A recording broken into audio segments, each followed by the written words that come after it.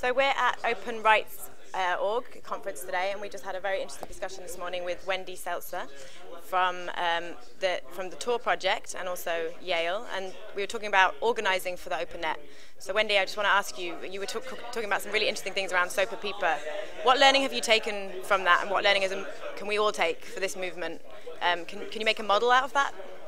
Yeah, I think what we see is that it takes a while for the response to bubble up from the edges of the distributed network, but people can recognize a threat to the core of the internet, respond, build channels of signaling and mechanisms of organizing in response, and eventually they can make themselves heard in Washington. It doesn't take just the big companies or just the mega lobbyists. Eventually the voices of citizens can still be heard by government, and I think that's very exciting and a pattern that I think we can then reuse in the ongoing fights. So one of the things I'm interested in is about this kind of the vision of this movement, and there's a number of front lines being fought over the internet, and obviously copyright is one of them.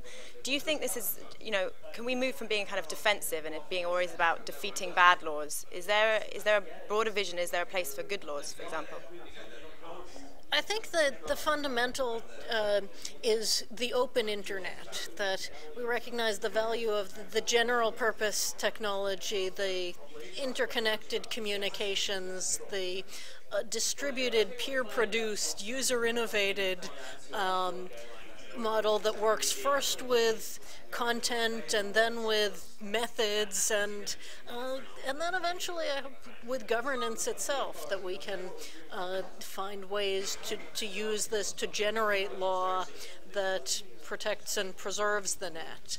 And that's in competition, in network neutrality and funding infrastructure so that we get the network that we need. So, copyright, I was going to have to ask this question. What is the alternative? I mean, how do we protect, in this free culture that we're promoting, how do we still make sure there's a space for art, for creators' compensation? Is there a space? I mean, I think the way to reward creativity will be to move it back closer to the artists, that there are models that work, whether it's artists going on Kickstarter and offering personalized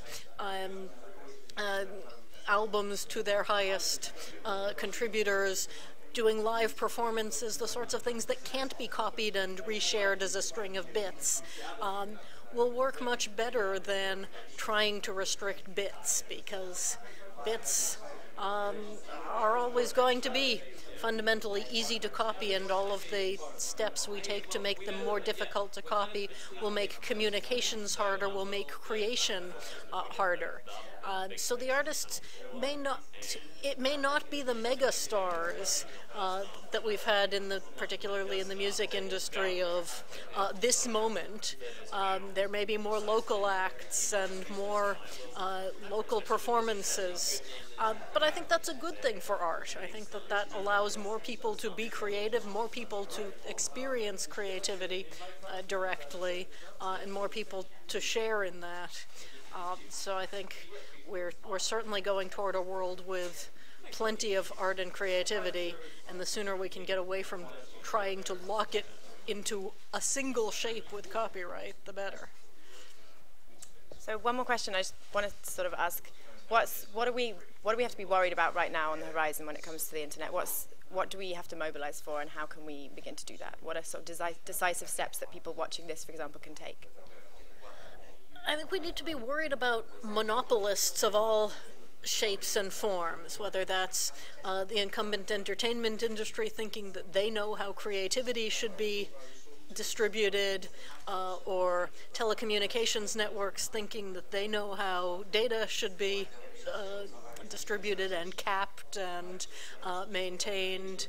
And we need to be concerned about the growing power of a single social networking site or two.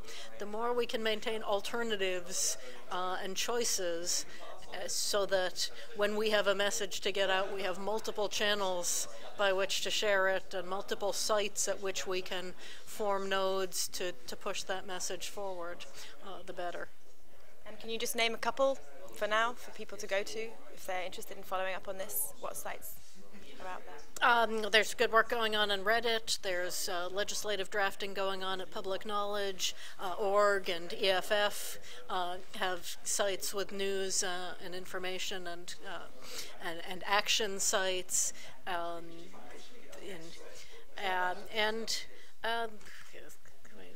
I recommend Tor Project if you are interested in either anonymous communication or in helping others who need anonymity and censorship circumvention.